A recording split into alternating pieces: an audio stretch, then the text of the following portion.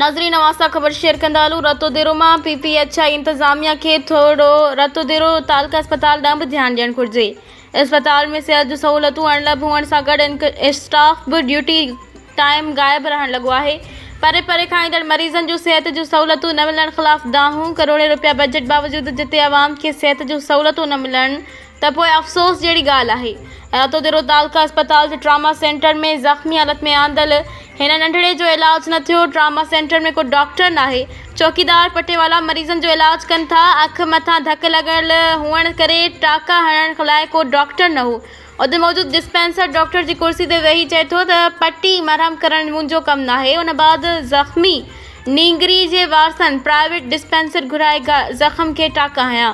सिहत खाते जे सूबाई वज़ीर समेत पाकिस्तान पीपल्स पार्टी जे मक़ामी क़यादत खे तालुका अस्पताल में सिहत जी सहूलियतुनि जी खोट जो नोटिस वठणु घुरिजे त जीअं अस्पताल में ईंदड़ मरीज़नि खे सिहत जूं सहूलियतूं मिली सघनि।